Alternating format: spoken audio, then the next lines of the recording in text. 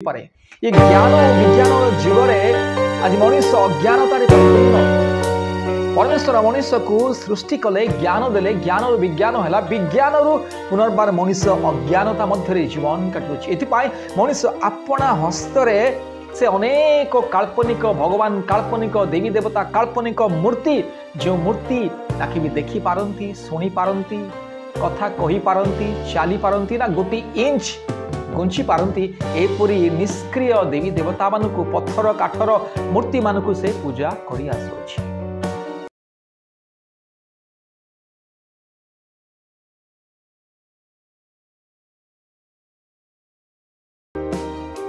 प्रिय बंधुगण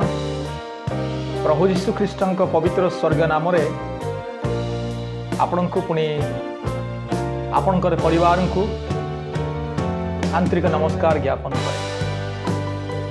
आज माने पवित्र धर्मशास्त्र ईश्वरंकर सत्यता आज माने आलोचना करिबा। सत्य ईश्वरंक विषय पुणी काल्पनिक देवी देवता मानक विषय आलोचना करिबा। आज वर्तमान आम दुनिया रे देखुअछु आज मनुष्य सत्य ईश्वरंक परित्याग करी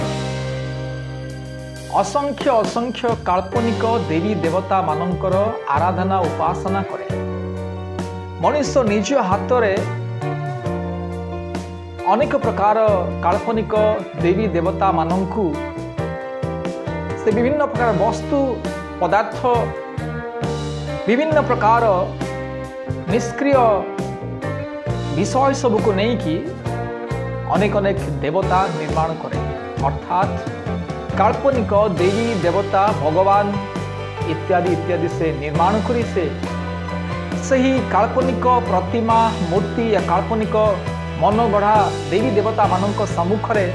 दंडवत करी से कहे हे मोर ईश्वर हे मोर भगवान हे मोर देवता मते दया कर मते बंचाओ एपरी से आज पर्यंत कहीकि आसी एथपाई ईश्वरंक वाक्य एही विषय कौन कहे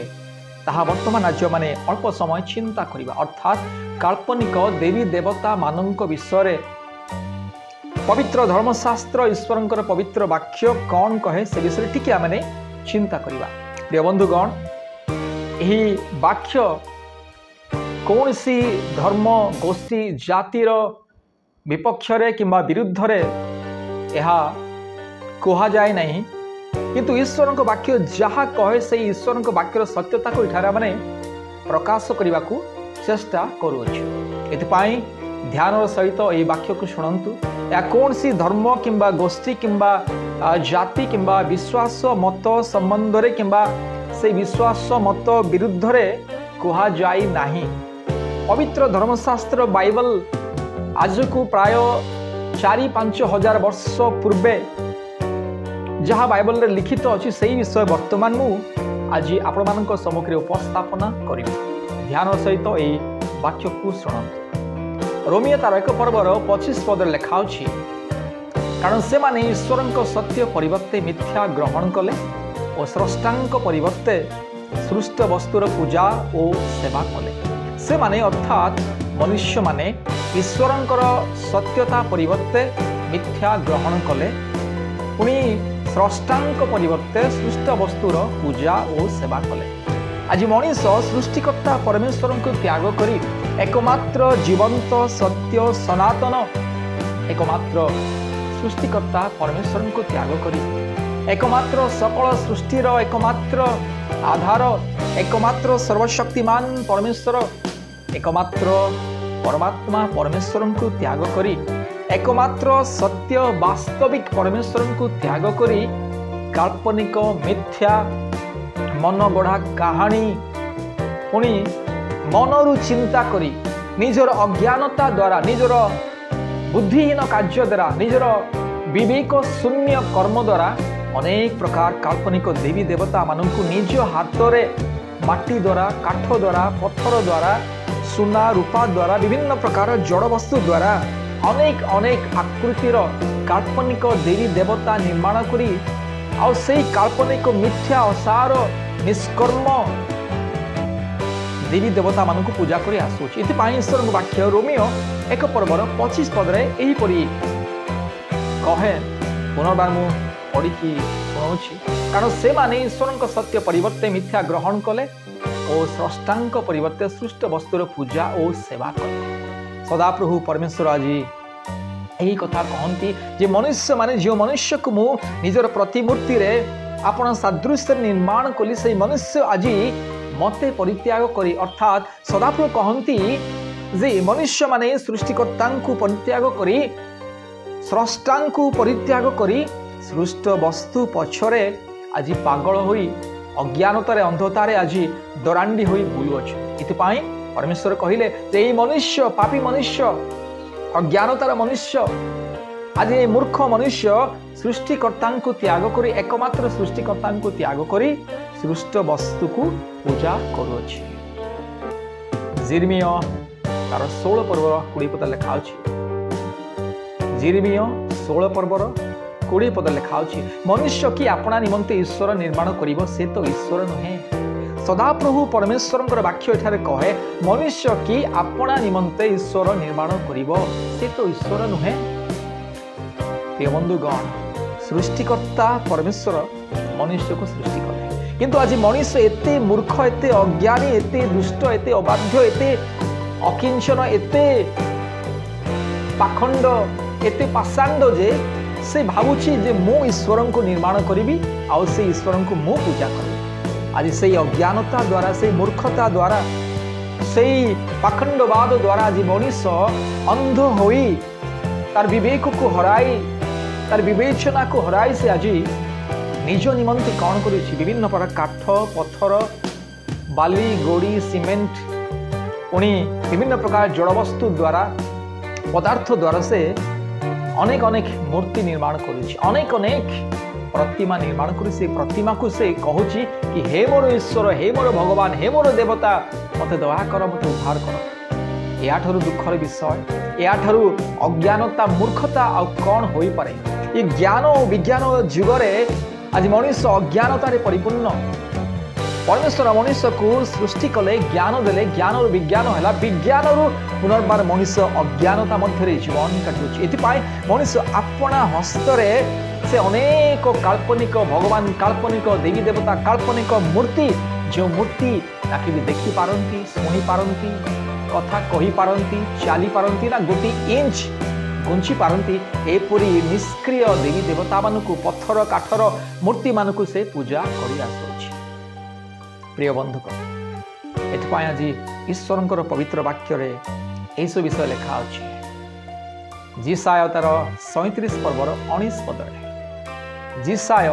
37 पर्वर 19 पदरे लेखा अछि एठार एही परि लेखा अछि कारण से माने परमेश्वर नुहंती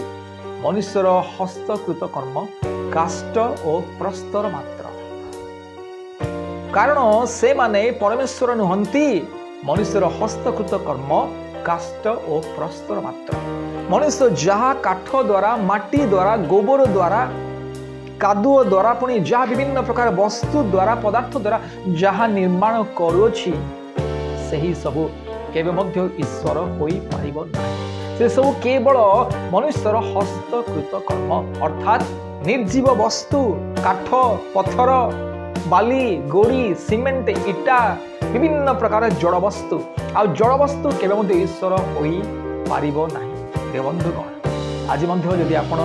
से निर्जीव वस्तु को यदि पूजा करुछंती से अंधकार बाहरी सत्य ईश्वर निकट को फेरी आसु। आज जो माने निर्जीव वस्तु को पूजा करुछंती आज जो माने काठ पत्थर बाली गोड़ी सीमेंट इटा विभिन्न प्रकार धातु पदार्थ को पूजा करुछंती सृष्ट वस्तु को पूजा करुछंती परमेश्वर सही मान को एक कथा कहंती जे तुम्हें माने फेरी आस बंचीब। प्रिय बंधुक परमेश्वर कहती मनुष्य जो विषय सब कल्पना द्वारा निज हस्तरे निर्माण करुछि से सब केबे मध्य ईश्वर होई पारिबो नाही। से सब निर्जीव वस्तु जड़ पदार्थ। प्रिय बंधुगण एथिपाई ज्ञान एवं विज्ञान दरकार रही। आज जो माने ज्ञान को हराई अछंती आज जो माने विज्ञान को जानी पारु नांती बुझी पारु नांती ज्ञान एवं विज्ञान जो मानक ठारू कोटी कोटी किलोमीटर दूर रे रही से माने ही सृष्टिकर्ता को परित्याग करी ये सृष्ट वस्तु को पूजा उपासना आराधना करे। प्रेरित 19 पर्वर 26 पद लिखा अछि आउ हस्त निर्मित देवता माने ईश्वर नुह। मनुष्य जेते प्रकार देवता निर्माण कले हैं, जेते कोटि कोटि संख्यार देवता पुणी भगवान काल्पनिक मूर्ति प्रतिमा गुड़ाक विभिन्न प्रकार आकृति निर्माण कले मध्य से पत्थरर से कादुअर से गाई गोबरर से माटीर से जड़वस्तुर मूर्ति को जेते प्रकार रंग जेते प्रकार आकृति देले मध्य ता सम्मुख में मनुष्य केते नाची छेची पिटी होई बाड़ी हेले मध्य से हस्त निर्मित देवता माने केबे मध्य ईश्वर होई पारिबे नाही। इतिपाई ईश्वर वाक्य लिखा अछि प्रेरित 19 पर्वर 26 पदरे आउ हस्त निर्मित देवता माने ईश्वर नुहंती। प्रिय बंधुगण सत्य ईश्वर सेवा उपासना करंतु, मुक्ति पाइबे, जीवन पाइबे, जीवन शांति मिलिबो। जीवन जहाँ किसी समस्या रोग संकट बाधा विघ्न कष्ट अंधकार क्लेश केवल ईश्वर छड़ा कहीं दूर कर पारे ना। आज मनुष्य विभिन्न प्रकार समस्या मध्य रोग मध्य क्लेश मध्य अंधकार मध्य संसार माया जाल कष्ट समस्या विपद आपद अनेक प्रकार अंधकार परिस्थिति आज मनुष्य छटपट होची कलबल होची। दिन प्रतिदिन ता जीवन केवल समस्या कष्ट दुख जंजाल जीवन में शांति नहीं, कारण सत्य ईश्वर को परित्याग कर दुष्ट वस्तु को आज मनुष्य पूजा करुच्छी। आज जो मैंने सत्य ईश्वर को परित्याग कर दुष्ट वस्तु को पूजा करती से जीवन में दुख कष्ट रोग संकट समस्या ही लगी रही। ईश्वर वाक्य आ गोटे जगह लिखा जो मैंने सत्य ईश्वर को परित्याग कर काल्पनिक देवी देवता मान पूजा करती से दुख बढ़ी लिखा। प्रिय बंधुगण सत्य ईश्वर सेवा उपासना करंतु, मुक्ति मिलिबो, जीवन मिलिबो, शांति मिलिबो। गीत संगीता 135 पर्वर 17 और 18 पद लिखा अछि सेमानकर कन्न अछि मात्र से माने सुनंती नाही, यवा सेमानक मुखरे निश्वास प्रश्वास नाही। सेमानक निर्माणकारी माने ओ सेमानक ठारे निर्भरकारी प्रत्येक सेमानक तुल्य हेबे। ईश्वरंकर पवित्र वाक्य सदा प्रभु परमेश्वर पुनर्बार यही कथा कहती सेमानकर कन्न अछि मात्र से माने सुनंती नहीं। अर्थात सही प्रतिमा से मूर्ति से पत्थरर मूर्ति काठर मूर्ति गाई गोबरर मूर्ति से कादुअर मूर्ति से जड़वस्तुर मूर्ति से सुना रूपारे तैयारी मूर्ति से प्रतिमा से काल्पनिक देवी देवता मानकर से काल्पनिक भगवान मानकर कन्न तो अच्छी मात्र शुणती ना शुणी पारती ना। सेमानक मुखरे निश्वास नाही जेतु ताहा जड़वस्तु केवल पत्थर एवं काठ किंवा माटी किंवा वस्तु पदार्थ मात्र। तेणु सेमानंकर निर्माणकारी माने मध्य पुणी सेमानंक उपरे निर्भरकारी माने मध्य सेमानंक तिल दिन आसीबो जड़ पालटी जीव। गीत संगीता 135 पर्वर 15 और 16 पद लिखा अछि अन्य देशीय मानक प्रतिमा सबु रूपा और सुना मनुष्यर हस्तकृत कर्म अटे। सेमानकर मुख अछि मात्र सेमाने कथा कहंती नाही, सेमानकर चक्षु अछि मात्र सेमाने देखंती नाही। प्रिय बंधुगण ईश्वर वाक्य स्पष्ट भाव लिखा अछि अन्य देशीय मानक प्रतिमा सबु रूपा और सुना मनुष्यर हस्तकृत कर्म अटे। आज जो धनवान व्यक्ति माने जो माने काठर मूर्ति तैयारी करि पारंती नाही, माटीर मूर्ति तैयार करि पारंती नाही, अर्थात काठ पत्थर माटीर मूर्ति से भल लगेनी आ से माने कोन करंती निजर धन संपत्ति द्वारा निजर टंका द्वारा से माने रूपा किणंती, रूपार मूर्ति सुनार मूर्ति से माने किणंती बा तैयारी करंती एवं से रूपा और सुनार हस्तकृत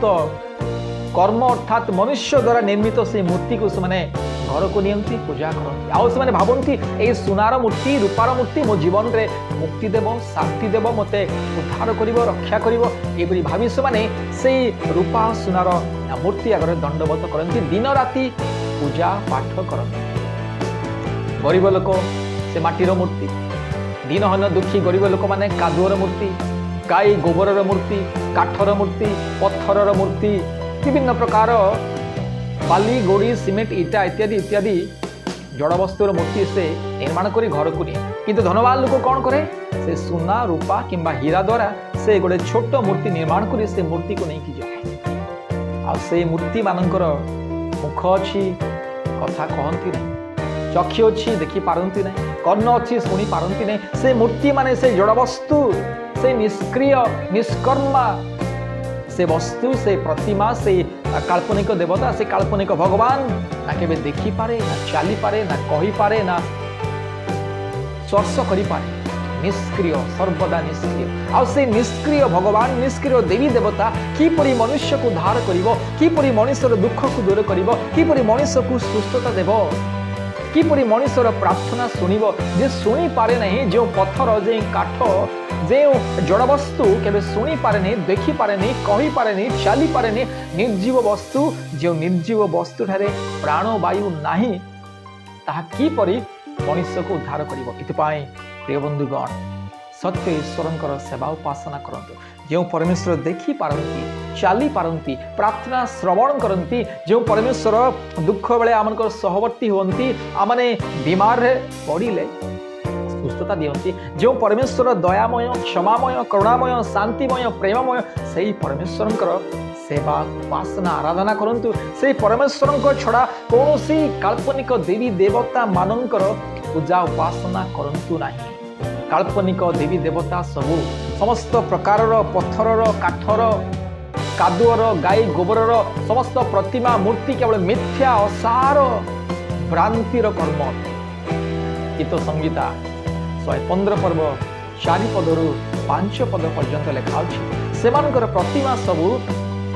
रूपा और सुना मनुष्यर हस्तकृत कर्म अटे सेमानकर मुख अच्छी मात्र से कथा कहती नहीं चक्षु से अच्छी मात्र से देखती नहीं जो भगवान जो देवी देवता जो काल्पनिक वस्तु जहाँटे प्राणवायु नहीं जे निश्वास प्रश्वास नहीं पारे नहीं आ से कि आपणकर डाकर शुणिब से कि आपणकर दुख दूर करिवो से कि आपणकर समस्या दूर करिवो केव मध्य नुई प्रिय बंधु अज्ञानतारु बाहरी सत्य ईश्वर निकट को फेरी आसतु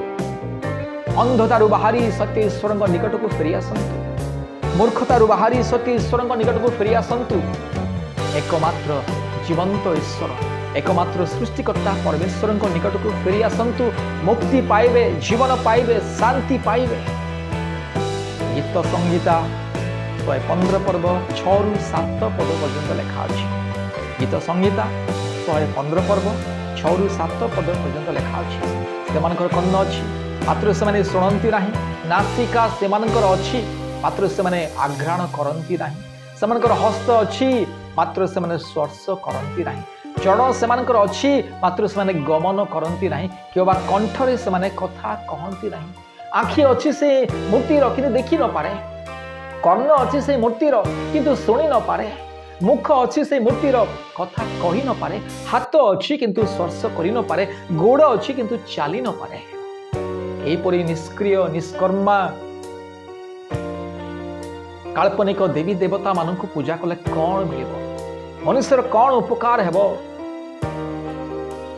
गोटे उदाहरण मु आपन को कहबी गोटे मल्ला कुकुर केबे भोकी पारे कि गोटे मल्ला कुकुर केबे कामुड़ी पारे कि केबे मध्य नुहे ठीक सही पड़ी जो मूर्ति ठारे जीवन नाही जो काल्पनिक देवी देवता मानक ठारे